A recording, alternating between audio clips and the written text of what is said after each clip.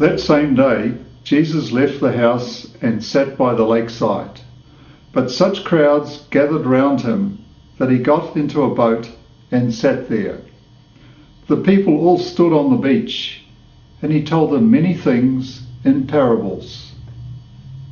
He said, "Imagine a sower going out to sow.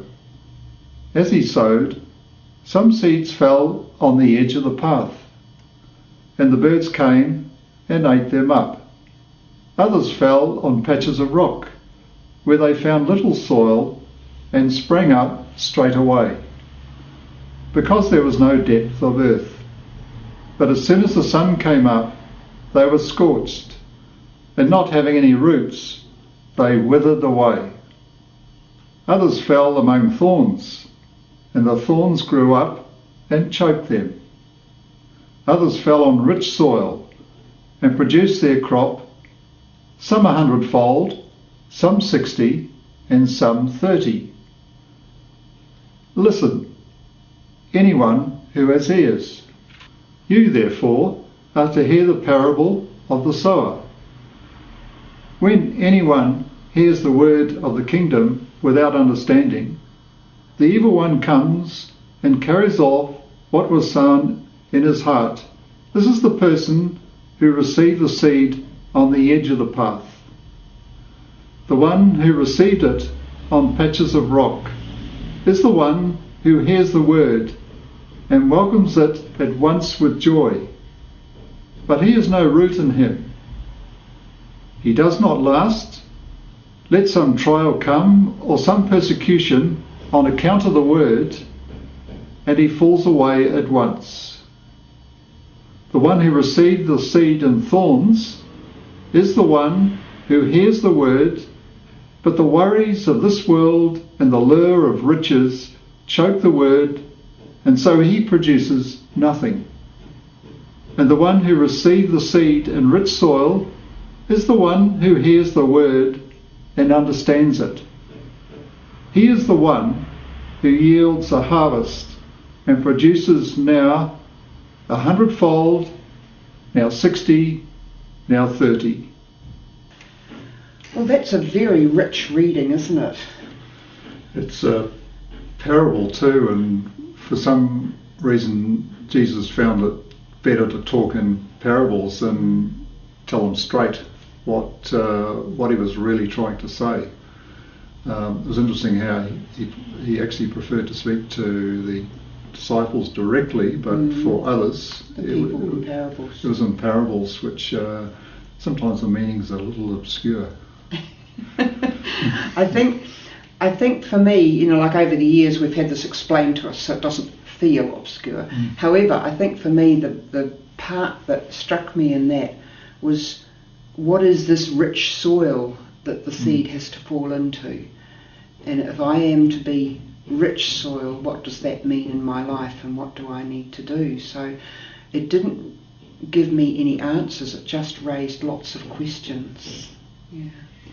Yes, I was thinking about the seed and how you're dropping seeds just about every day, but you're never sure what kind of soil they're going into, and sometimes you don't even know you're doing it. It's just words you say, or maybe your actions, or people may just see something in you. You don't have to say anything. It's just there's just something registers in them about you, and it tells them something about God.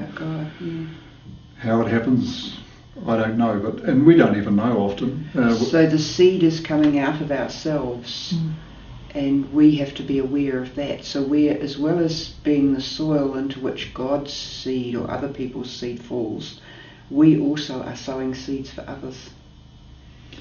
Yes, I believe so.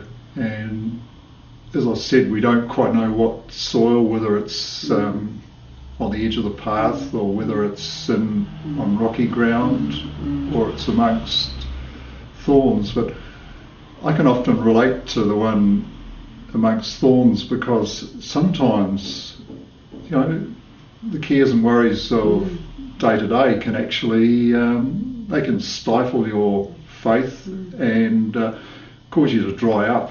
So I can relate to that one, because sometimes that's just how I feel. I feel as if I'm actually being stifled by what's happening around me. There's too many things growing around you, kind of. Yeah. Yeah. If I could only just manage to get my head up again and focus on Jesus once again. So how do you get your head up again? The way I do it is I accept that some days go better than others, and that I have to ride out the difficult days and not make bad decisions.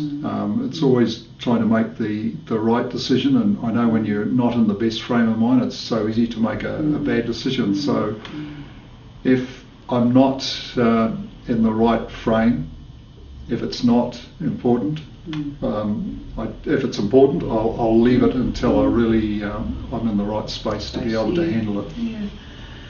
So you are there paying attention to what's happening in your life and enriching your life in that way, aren't you? Yes. Yeah. I was thinking, like, to prepare the soil and make it rich, what do I need to do? And I'm thinking, the quiet space in my day needs to be protected and the busyness mustn't get too much. And that's basically what you've been saying too, isn't it? Because even though God is with us in the busyness and works in the busyness, there is also a special way God comes to us and is with us in our quiet and our reflection. And so even just to get that small time in the morning of quiet, and again before I go to bed at night, It's a great tonic, that quiet time, and like you, I prefer the mornings for reflection. It's the time before anyone else gets up, and I'm freshest, and I'm able to focus more. And I find that's when I have my greatest times of reflection. Is first thing in the morning. So maybe that's what we need to do this coming week. Yeah.